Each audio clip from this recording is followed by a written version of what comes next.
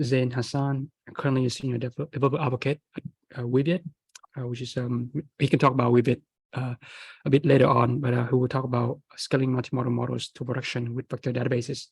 Yeah, and for context, I came across this blog post that Zain, I think, wrote about multimodal embeddings back in mid-June, right? And then definitely kind of resonate a lot with kind of the themes and the topics of interest that we like to cover at webinars, and that's why Richard love to hear more about his perspective, especially from the angle of the database, right, on how these embeddings are currently being used in production. So yeah, feel free to send your question on the Zoom chat, and we'll have Q&A session after both speaker finish, and then we can dive deeper on anything that you would like to get the details out of. So with that, I'll let Nahid go first, and if you can share your slide and start your presentation. Thanks, James. Thanks. Yeah. So let me share my screen.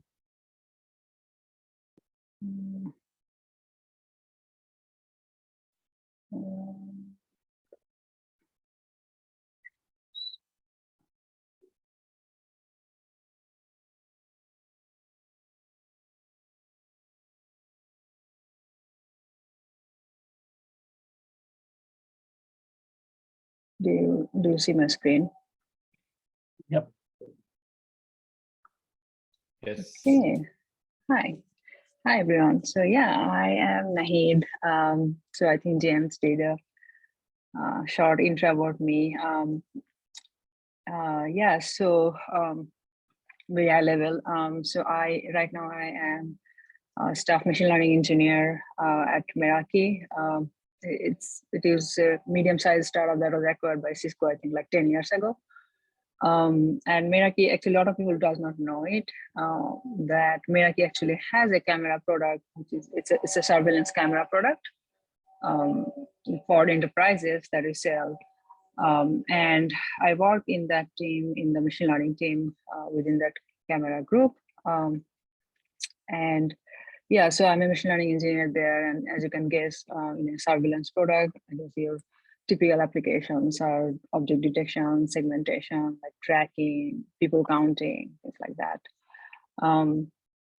So yeah, so in that space, so those are probably like very vision focused work, which I love, but I think I also find this space of multimodality very interesting. Probably also because before moving completely into vision, I actually worked on NLP for a little while. So yeah, I guess like when you say multimodal these days, it mostly means text and video, but it doesn't have to be only those modalities. In my background, so I have a undergrad and grad in computer science. I have been doing different forms of artificial intelligence for 6+ years. But before that, I was more into traditional backend software engineering. One thing I think it's, so I'm if you, this is one of the recent publication I have. It's an archive preprint. And so we looked into different types of vision transformer that are specifically suitable for mobile application, for edge deployment, things like that. Yeah, so feel free to check out. So in today's talk, we are actually going to talk about this fun project that we did as part of a Hugging Face sprint. So some of you might know that Hugging Face does this time to time, like by 2 weeks of sprint, on 2 or 3 weeks of sprint on different topics. So I think like few months ago, they did a sprint on sort of like ControlNet. So what you do is like people propose different ideas on what they can do with ControlNet, and then they get like the compute resource, and different teams are formed. And then like, okay, within a certain timeline, they make a project, they upload the model on the Hugging Face Hub. There's like a nice page and things like that. And the interesting thing is, it was funny because so I typically don't have time for this thing, but then I was looking into the ideas that people were proposing, and one of the idea was around this design space, like interior design space. So I found that idea very interesting because I myself thought about this idea a couple different times, but never got a chance to do it. And when I saw that there are other people interested in it, then I thought that, okay, this might be a good opportunity to kind of do it. Yeah, so then I think there are about 3 people. So there are a lot of people interested, but then in the final team was with 3 people. So what this idea essentially is, you upload an image in the application, and you edit the image in a certain way, and then guide your app to output a certain type of image. So you are essentially like controlling the output of the generated image in a way that you want it. So what do I mean by that? So I guess a lot of people, everyone here probably most likely familiar with Stable Diffusion, right? So what Stable Diffusion really is, the only controlling knob there is text, right? So you say something on text and boom, you get an image, right? But what if you want to, like, you want to control with other things? Like, let's say you have an image, like the previous image you saw, let's say you want to like remove the photo in the background, like, or let's say you want to, there's a wall here, so let's say you want to remove the wall and want to make it window, right? So how do you control those kind of things? Like, okay, there's a line now, and those different ways of controlling, right? So this is where actually ControlNet comes. Like they give you finer control over Stable Diffusion model. And I said that other controls, other control mean like you can control with segmentation mask or like different kinds of lines. I think you can also control with depth. So if you look into I think the ControlNet, if we find it, trying to find the ControlNet page. I don't know where it is, but yeah, so you'll see examples of like how they're controlling it. Like I think now, for example, they control, one of the controlling aspect is like MSD lines. And then I found this very interesting, like you can control with like user scribbles. Like, so there is one idea of your app, like you can convert your kids drawing to like something, right? Yeah, so that's basically the idea of ControlNet. So in our case, what we essentially did is we controlled our knob for fine-tuning ControlNet was the segmentation map. Of course, text is already there, right? So to do that, what we did, we collected about 130K images from Lion 5B dataset. And there are like about 15 different types of rooms and like different types of design styles within that room. And once we have those images, like we added different metadata about those images. Like let's say, and like if you pass an image through like a BIP image captioning model, in our case we used BIP, but of course you can use other captioning models that will give you like different description. Like okay, this is like a room with, it has like a chair with some light, and like some photo on the wall. So we process our data set with those information, and then we also create segmentation map on those images. And for that, we use this AppNet from semantic segmentation, this model from the Hugging Face Hub. And then we fine tune the ControlNet model that is for segmentation. We fine tune that with our segmentation dataset. So that was like the training process, right? So I'd like to show you like a quick demo. First, let me show you, I guess maybe I don't know how much you will understand from the video, but let's see from here. So let's say maybe we use this example. Then it should load another page. Okay, so let's say we select this image and okay, what do you want to do? Maybe, so I typically like to do this segmentation mode, and then like you have a stroke width is pretty high, you can reduce that. And let's say if you want to, I don't like this rug, I want to remove this rug. I want my floor to be all wooden, let's say. So then, what's this? Floor, it should be, so I select the category, like my filtering category is floor, like I want to change something, right? And so you see how rug is like a subcategory within this category, but I don't want that, I want just floor.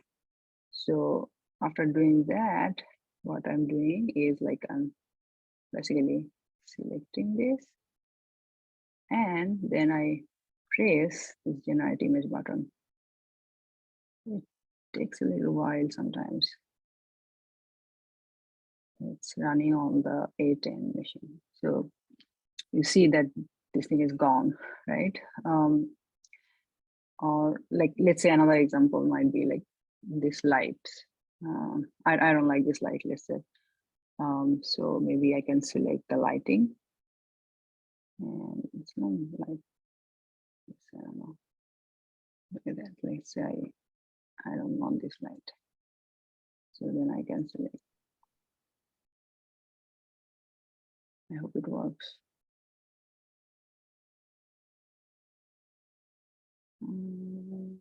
Yes.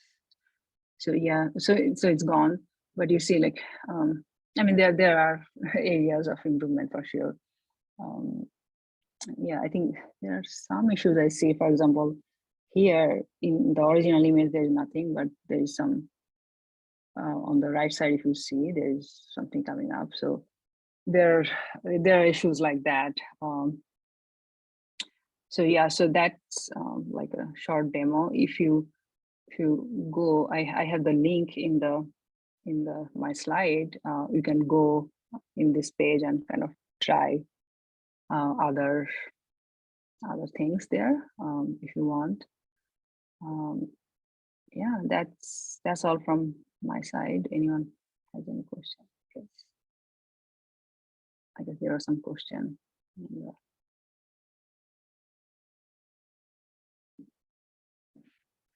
Hi, Nahid. Hey. Great presentation. Thank you. I was kind of curious about what some of the use cases are for ControlNet, because kind of like you said, there are some edge cases, not even edge cases. A lot of the times it doesn't perform really well. Like there are, it might not make the, yeah, like kind of like in your examples, also expanded the image, it did a few things. So for businesses to be able to use this, they need a higher degree of certainty. What would it take to get to that point? Would it need to be more like, more parameters and better data sources? Would it be more steps? What would it take to get to that level? Yeah, so I guess this is the question we always face. I think this is overall a problem in kind of deep learning AI space. Like it's so typically, like, okay, so I'll give you the general answers first. Typically, the more data, the better. The longer you fine tune and kind of like, for example, in this case, we did not fine tune enough the machine we got. Like, so we had a Google TPU access, but only one person in the team can use it. So it's like one of my teammates is training, but I'm sitting idle. I could train it with other parameters and try things, but that was not possible. So yeah, obviously, like from the training side, data, the more data you get and more clearly you get, like for example, you saw we generated those captions. Maybe I'm pretty sure there is room for improvement there also, right? Like what are the, like looking into those captions that little bit more in a maybe even a semi-supervised way. Make sure those captions has the right component also, right? So that's one on the data side. And of course, like there are fine-tuning opportunities, like when you look into the loss curves and validation score and things like that, like you will find areas of improvement. What I think, so those are your typical answer. I think for any sort of like production environment, the post-processing takes a lot of effort, which typically in academic publication, you will not see people talking about those things. And those are kind of not so interesting part, but those are the things that drives quality. So like maybe in the post-processing part, like once you have the image, maybe there is maybe scope for additional steps that are not AI per se, but that are maybe more traditional computer vision approach that maybe looks for those kind of anomalies there and like cleans them up, right? So there is certainly like a lot of room for post-processing that obviously not happening here. There's like a 2 weeks of sprint, right? But in reality, so if you look at a lot of work from maybe Runway or even I think from Midjourney, like they go through like lots of like these kind of post-processing steps and even asking their user, hey, tell us like if you tell us what is not wrong, like that strong, very strong feedback cycle, right? So those are definitely like needed, right? I don't know, does that answer your question? Long answer. Oh, it definitely does. Like, yeah, I mean, I have another one too. It's like if you had to estimate how far we are, how many, maybe months, years we are away from it being, at that 95% point where it's actually usable for most business use cases out of the box. How far are we for that?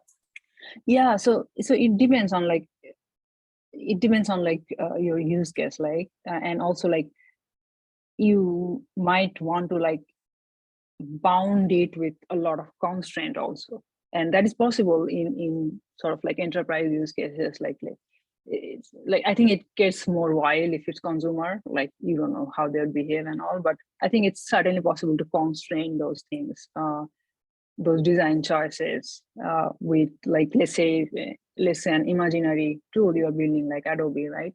So you will probably like you'll probably not allow user to do certain things, and then maybe that your output has certain issues. So in those cases, you will allow your user who is designer to edit those things, right? So it depends on the use case. Like in my day job, we have a people counting application where there are lots of post processing that goes on there, and for us, it's a like because our use case is enterprise, so we only think of okay, these are the constrained environment where we are operating. Otherwise, it becomes like very wild or hard to control, right?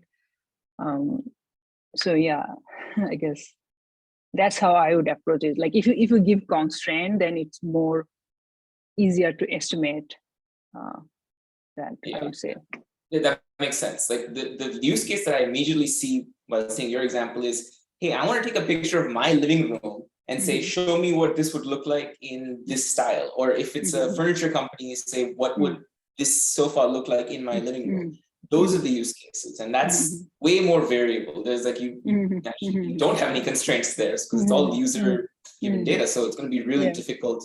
So that's kind of like for me, that would be like a really like a threshold use case, because when the technology gets better than that, it opens up a lot of possibilities. But I get what you're saying. Right now, more constrained use cases like would be better for either it's in my opinion, either it's more constrained. If you are thinking of real business, either it's more constrained, or the other extreme can be areas no constraint, where it is like really artistic aspect, like somebody is painting something that's that's really, there is no constraint, right? So you don't put any constraint there. That's, let's say that's your business. I don't know if that will be a business, but yeah. So that's why you probably will see that a lot of examples in this generative image area is more like artistic use cases. So yeah, that's, I think. That's good. Thanks for the talk. Thanks. Awesome. Is there any other like on the spot question right now? Yeah, actually I have a question. So thanks, Nahid, for presenting. You mentioned the loss. I'm curious, did you have to define a custom loss, or it was just out of the box loss? Because usually, No. like when it So comes to Mhm. fine-tuning those models, it's very difficult to come up with the right loss to optimize. Yeah, we did not, I mean, as you can guess, like within 2 weeks, we didn't have time for like loss customization, all those things.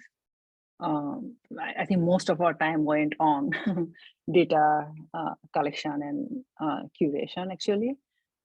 So the fine-tuning process was really like, take this pre-trained ControlNet model that is trained on segmentation, fine-tune it with our data. So that was it. Like, we really could not spend enough time on the training aspect. Okay. Like, So is it similar to like fine-tuning like Stable Diffusion with yeah. Dreamboot, that you're bringing the concept within the latent space, or something completely different? Yeah, so I guess like, I'm not familiar with Dreamboot fine-tuning, but yeah, so it's essentially like, if you go to ControlNet repo, you will see there are certain like base models. So we took the base model that is on segmentation, and then we froze the weight there and fine-tune from there. Like, we don't do like from the scratch training. Okay. So fine-tune on our data set. So obviously the segmentation ControlNet they have, I'm pretty sure it's not trained on our specific data set. So yeah, so that was it. And we only had the time to do 2 training. First training was on a small large data set, and then once we have, so one person was training, another person was preparing the whole that 130K data set, and then on that 130K, then there was the final training. But yeah, it was, and also like, I can do like parallel training, but then when one person is training, that machine is logged, so there are issues like that. Yeah, I joined a few of those sprints, and they're exciting, but yeah, they're like 2 weeks. They seems to fly like a day. Yeah, okay, I mean, thanks. That was my, I never participated in any other sprint. That was my first and probably last, but yeah, I learned a lot. Yeah. That's cool. Thanks. Great. Yeah, so thanks, Nahid, for the presentation. If you have any other question, feel free to put on the chat.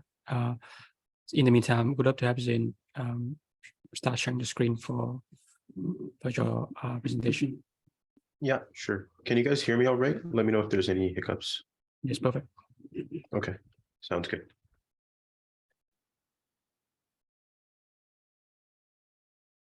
All right, let me know whenever I can go. Yeah, go ahead. Okay, awesome. Yeah, I want to thank James for inviting me.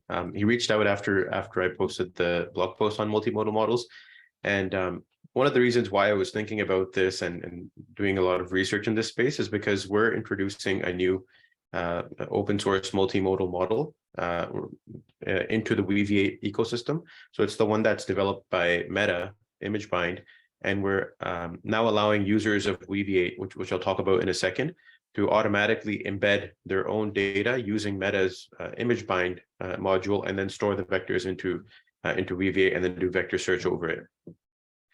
So what I wanted to talk about here over the next 20-25 minutes is, how do you take multimodal models from a research environment and scale them using a vector database, and then after I've went over the concepts of vector databases, multimodal models, I just want to talk about some really cool new research that I've been reading about.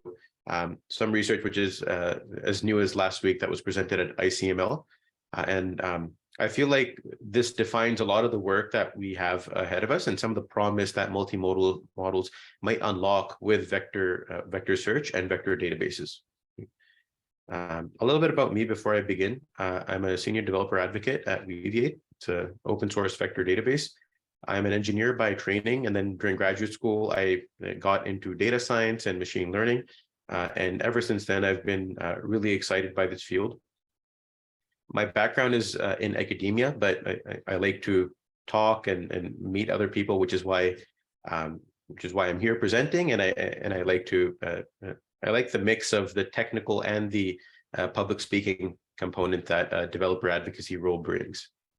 So really happy to be here. All right, so let's move forward with this. Yeah, so why am I excited about multimodal models? What is the promise of multimodal models, really? And this is what I touched on in my blog post. The promise of multimodal models is to train machines that are similar to humans. So if you think about how a human interacts with a data point, a human never interacts with a singular data point. If you try to think of a unimodal phenomenon in the world, it would be very hard. When you watch a movie, you're watching the movie, you're reading the subtext, you're listening to the audio of the movie. It's a multimodal experience. When you go to the park, it's a multimodal experience. And we as learning algorithms are extracting information from all these modalities, right? And so the promise of multimodal machine learning is to train ML models that can do the same thing. They can extract information from all of these different diverse modalities of data. So not only can they read the data, but look at the data, they can hear the data, they can see the time evolution of the images in the form of video, they can feel the data, and then depending on whether they're embedding or generative modules, they can take that information in and then represent that information or inform the output that they generate as a result of this. And so really the idea here is if you have a model that can comprehend multiple modalities, really you're interested in the cross-modal functioning that it enables, right? So one of the basic ones here, this is from the image bind paper that I was mentioning. If you have a model that understands audio, images, depth, accelerometer data, video, what you can do is ask a question in one modality and get an answer in another modality, and then pipe that back into the model and ask that question in a different modality and get the answer in yet another modality. Right? So this cross-modal retrieval of passing in to the model the sound of a lion roaring and getting back the video of a lion roaring or the image that the lion is roaring or a text description of what it listened to. This is super valuable to companies for a multitude of reasons. The other thing you can do now, which is interesting, when people learn word2vec, they learn about word arithmetic, but in multimodal space, you can do multimodal arithmetic. You can take the image of a pigeon and the sound of motors revving, and you get retrieval that's close enough to both of those concepts, right? So it might be pigeons flying in the background as somebody's driving their scooter by. And then the other thing that I'll touch on is also multimodal generation. So priming, providing context to a multimodal generative model with one modality. So in this case, audio, and then getting it to generate a completely different modality. Right? So informing the generation of a different modality from audio or video or text. And so this is really the promise of multimodal models. If we're able to achieve more and more robust multimodal models, these models will hopefully learn more efficiently from a data point as humans do. And so then we might not have to take 10 million examples of a data point. We might even just be able to take 10, 20, 30 multimodal examples of a data point, and the model can learn from that and extract unique information from each modality. And the end goal being, we want these things to be multimodal reasoners, right? As people are thinking that large language models are reasoning over language, hopefully in the future, multimodal models can reason across modalities. They can understand a video without having to view the video just by listening to it. Right? Okay, so that's the multimodal component of things, and I'm sure all of you are aware of it if you've seen the last 9 iterations of this. I want to touch a little bit on how vector databases come into this equation and how they can help you scale multimodal models.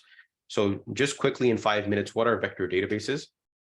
So vector databases essentially take your data, starts off on the left-hand side, and this can be any form of unstructured data, and they pass it through these multimodal models that I've been talking about. And these multimodal models give you embeddings. It converts unstructured data into vectors. And this is where the vector in vector databases comes from.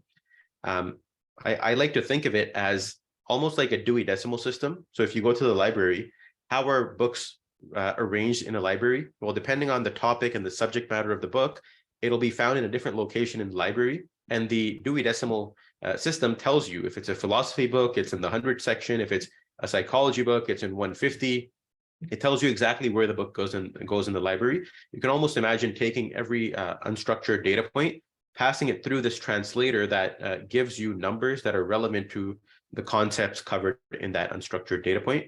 And then you can take these vectors and plop them onto a vector representation and embedding space. And the key thing about this machine learning model, this translation, is that it persists meaning. It keeps a lot of the meaning in this translation from human understandable format of unstructured data to machine understandable format of unstructured data.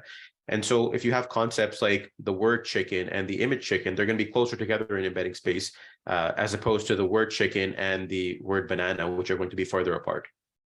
So you can distinguish between data points in this high dimensional multimodal space.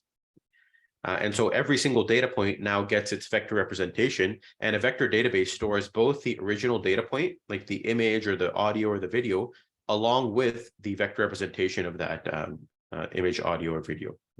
And so once you've got this, you can think of it as every data point being a book about something in a library, and whatever that book is about, it's gonna be found in a different location in a library. And a vector database's job is to retrieve these books relevant to your query at superhuman speeds, essentially.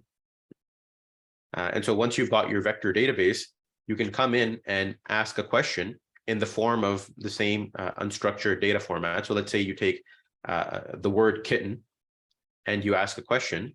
So now what you want to do is say, okay, what are the objects that are close enough to my query vector that are going to be relevant so that I can return it to the person who's asking? And that's essentially k-nearest neighbors search. The only difference here is that for a vector database to be able to do this at scale, it doesn't use k-nearest neighbors. It uses an approximation of that called ANN, approximate nearest neighbors, which is a trade-off between accuracy and recall versus latency. So you pay a little bit of accuracy and recall to get a lot of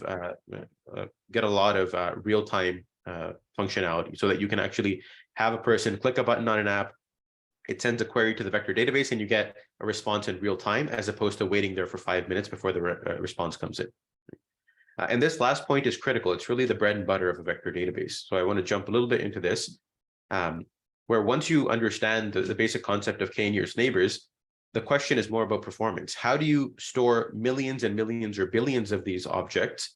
And how do you perform thousands of queries per second across these millions or billions of objects? Right? And so when we're talking about scale, you have to be able to store and retrieve lots of original unstructured data, as well as the vector representations of that data. So memory is a big requirement here. You have to be able to use these ML models in production, because a lot of these ML models are coming from an academic setting where they haven't been battle tested for use in production. And so we have to be able to see what is the most optimal way to deploy these ML models, because these things are going to be inferencing, and potentially you're going to have thousands of queries that are going to be embedded using these ML models, and we're going to do vector search with those queries. And because it is a database, you need to be able to support CRUD operations. So each one of these guys needs to be updated, created, it needs to be deleted if need be. So all of these need to be easily doable in the context of a vector database. So tomorrow, if a data point doesn't exist or it's not relevant anymore, I need to be able to remove it from my vector index, and I need to be able to inject new relevant data points as well. So in short, this is essentially what a vector database does. It allows you to manage both unstructured data as well as the vector representations, and then perform really efficient, fast search over those vectors. So you get a relevant retrieval of concepts that are stored in your database. And so now what I want to do is talk a little bit about some of the applications of vector databases and what they enable for with multimodal models. And this is something that I'm really excited about. The entire community of large language models and vector databases are really excited about retrieval augmented generation, so the RAG part of this. But something that I've been thinking about recently is multimodal retrieval augmented generation.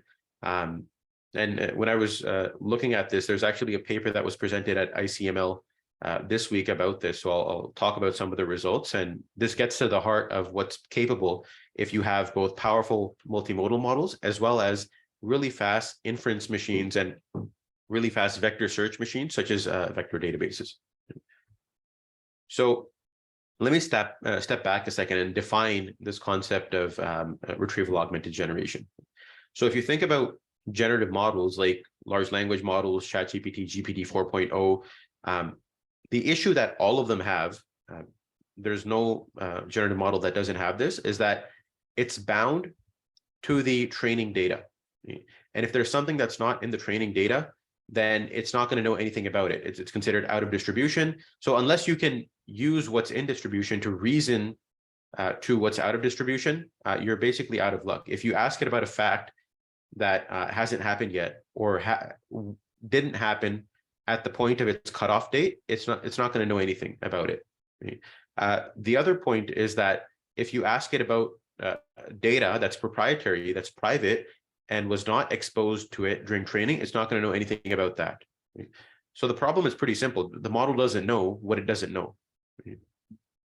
How can we get around this? Because there's a lot of data that's siloed, that's stored in private servers that we'd like our generative models to be able to reason over, take in, read, and then answer prompts with respect to.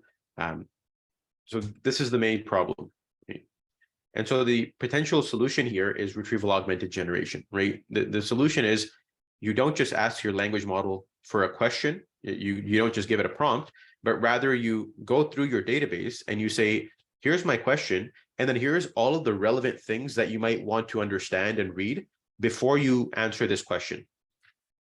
And so as a result of that, now you get a customized response grounded in the context of these filtered relevant documents.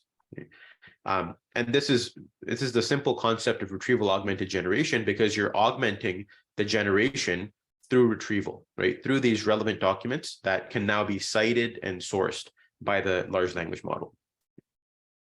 And so where do vector databases come into this? Well, imagine having to filter these documents. Let's say you have a knowledge base of thousands or millions of data points. Imagine this is a library of books. You're going to have to go to the librarian and ask them, my prompt has to do with turtles. Now they're going to have to go and see what's relevant to turtles in your library, and then filter those documents manually. And then you kind of bundle that filtered document result along with your prompt and send it to your large language model, right? And you generate. We need to scale this, right? This is not scalable. We need the power of a vector database to do retrieval for us. And so the stack looks quite similar, except now your vector database performs vector search, which gives you semantically relevant results in your database. And then it gives you a document that's filtered that you can then pass along with your prompt to the large language model to generate using. But the issue here is that, and this works as well as your vector database can search over your documents. And a vector database like Weaviate, we've tested it with billions of documents, and it can retrieve objects in milliseconds. So technically the latency of communicating with a remote large language model is magnitudes larger than the time it takes to retrieve relevant documents from your knowledge base. So you might be thinking, what does all of this have to do with multimodal generation and multimodal retrieval? And that's the interesting part. So up until now, retrieval augmented generation has been studied mostly in industry from a language context. Right? I ask a language question. So how many stars are there on the United States flag? and then I retrieve actual documents that are relevant to answering that, and then the large language model answers with language. But another way to think about this is, why can't you do multimodal retrieval? You go to your vector database and you've stored in there vectors that came from audio, video, images. You do retrieval on that, and then you pass that to a multimodal generative model. And a lot of the advantages that we see with retrieval augmented generation with language models do a lot of those benefits persist when we use it in the multimodal state. This is what I was really interested in, and there was a paper that was presented on this at ICML where they did exactly this. And so this is, I was really excited to read about this, but essentially what they did here is they did a similar concept of retrieval augmented generation, except now their multimodal memory, whatever they had in their vector database, was not just text documents, it was images and text. And that's where they kind of stopped with this paper. I think the potential in the future is you can have video, audio, anything in your database, right? And then you can retrieve it. And along with this prompt to the generative module, you can also send this kind of stream of multimodality retrieved documents. So you can say Labrador sitting on bench near water, and give it a retrieved Word document, give it a retrieved image, give it a retrieved video or audio, and then let it generate in the context of the multimodal data points. And so they ran this experiment, and they found out that the quality of generation actually improves significantly if you give it modalities of data that are relevant to what it needs to generate. So let me share some results here with you. So what they did here, one second. What they did here is they gave a model.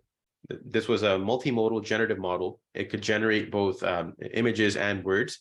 They gave it this sentence, and then they let it generate without giving a image context, right? Without giving it an image. And you see how it generates concepts that are like this. But if you wanted to generate a concept that's conveyed in a sentence as well as in an image, if you give it both the image and the sentence, then in this case, the output is a lot more relevant to what you've asked it for. So you can actually control the quality and the fidelity of the generation by providing more modalities, because more modalities gives the generative model context.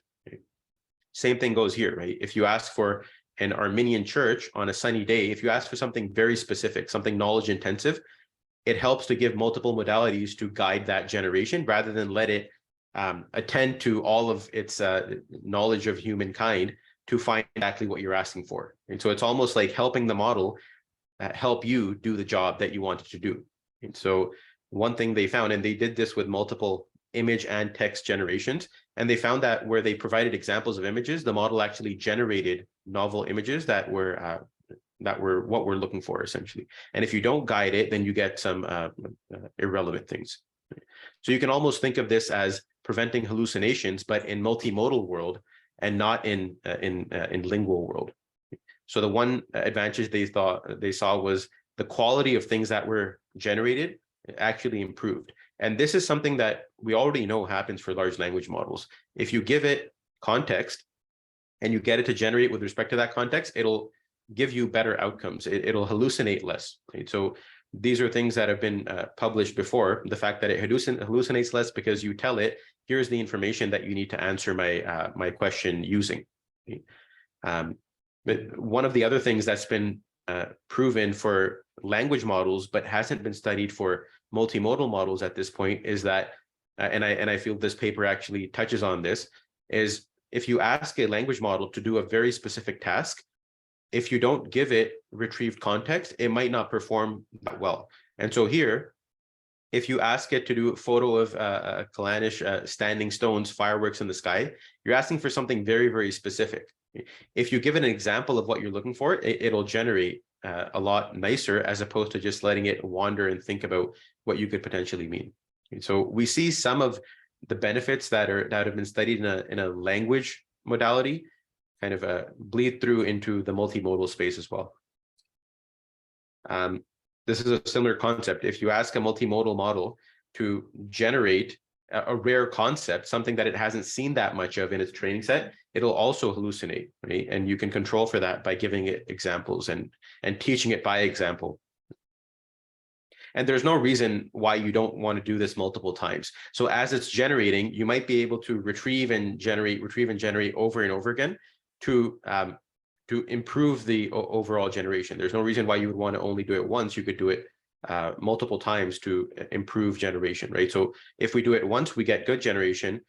There's been work that's been done on language modeling that I think can be done in the multimodal space, where if you prompt it multiple times with multimodal data, you might get better and better generating results.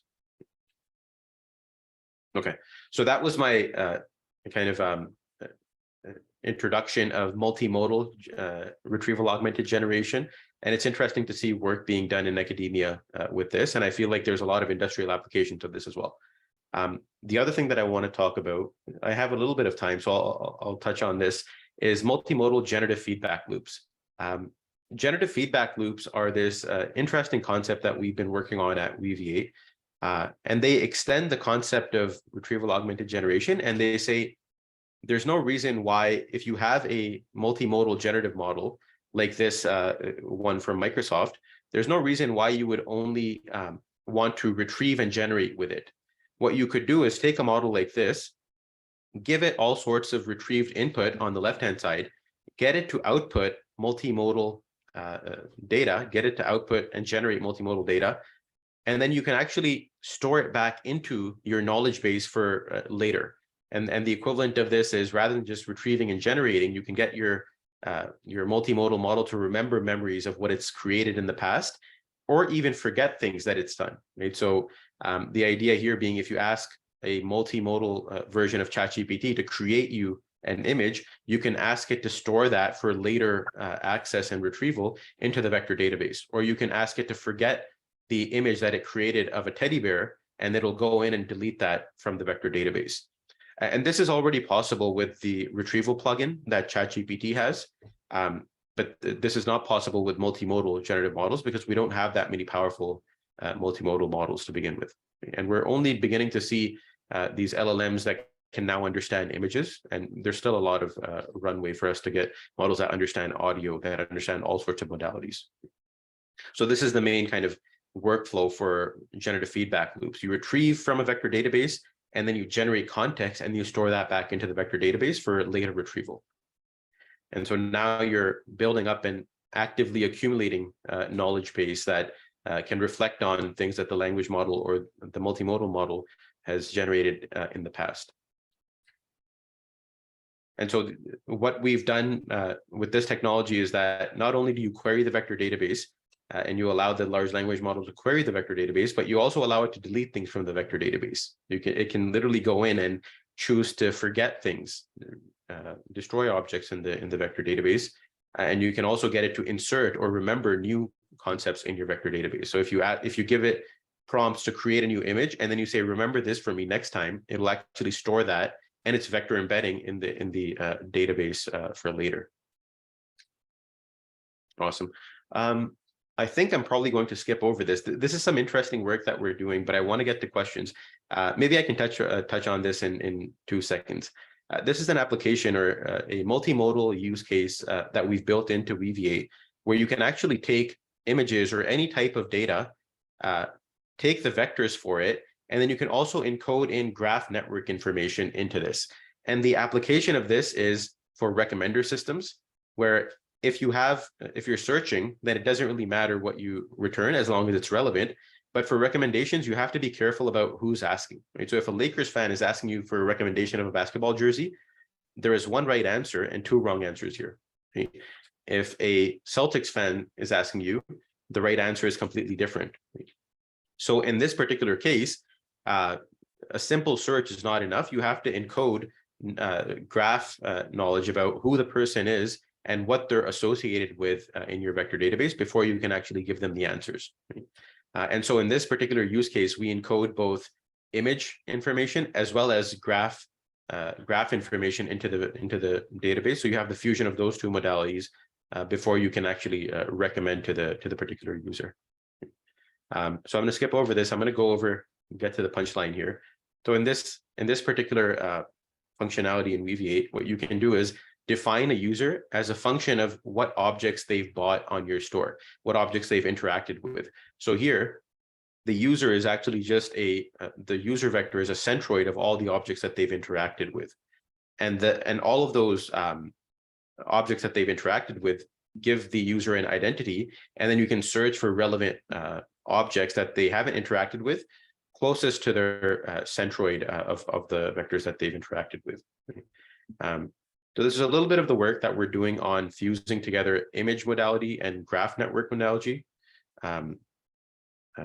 Yeah, so a lot of the applications here are for instance-based recommender systems where somebody logs in and starts clicking around on your e-commerce platform. You want to be able to update the recommendation system and suggest to them relevant products. All right, thanks everybody. I wanted to leave some time here for questions if there are some. I noticed in the chat there's some comments that are there, so I can read over those, or if you have any questions, feel free. Yeah, most of the one on the chat is my messages on some of the resources that as you walk through the slide. I guess yeah, the last one on recommendation actually like pretty interesting to us as well, because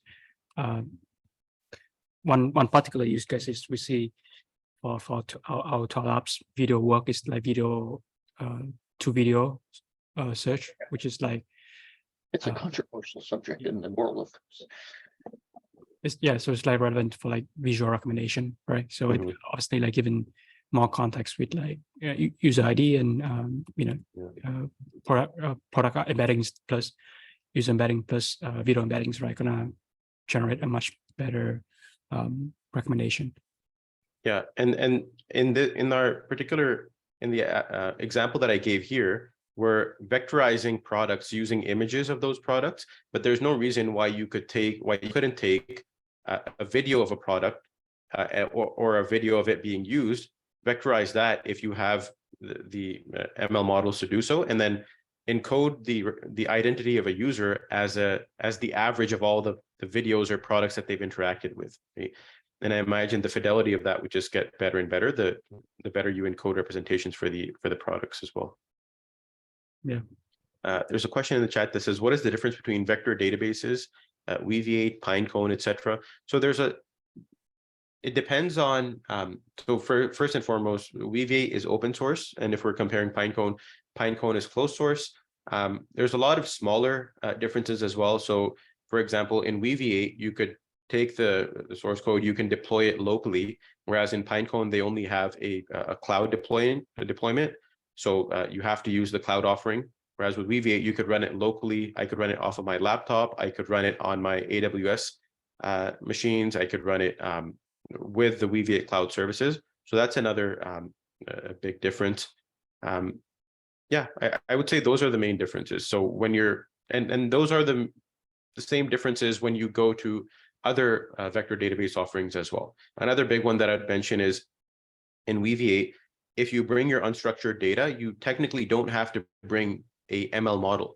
There's a host of integrations that we've done where you can just tell us, hey, use OpenAI's model or use the CLIP model if you want to do multimodal search over your data, and we can kind of generate the embeddings for you. Whereas some of these other vector databases like Quadrant or Pinecone, you have to do the vectorization on your side so that they treat it as a client-side problem as opposed to a problem that the vector database has to solve. So we think that we're AI first in the sense that you don't need to think of the embeddings and vectorization.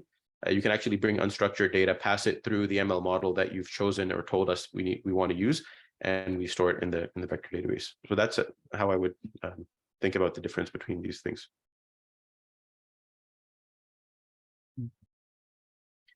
Can you post any good tutorial references for learning Weaviate? Yeah, for sure. We actually have a really cool, so if you go here, and if you go into Weaviate docs, if you go through the quick start, it'll get you started. And the really cool thing I like about this quick start is that it provides you links to other more complicated concepts. So I would go through this and then I would say, okay, what is the most interesting part here? Link through to to that part and then follow the tutorials over there. Also, I would say there's some blog posts here where if you want to look at how to do things with Weaviate, you can go through the how-to blog posts, and they show a step-by-step process of running large language models and Weaviate privately, so that you can generate privately using Weaviate with Llama Index, so on and so forth.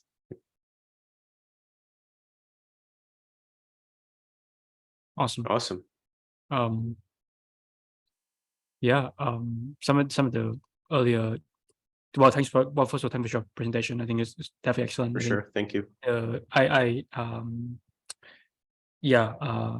Definitely the first time I heard about multimodal retrieval augmented generation. So definitely excited to take a look at that kind of paradigm, right? To to your point about prompting the multimodal models to hallucinate less, right? With longer context and additional modalities.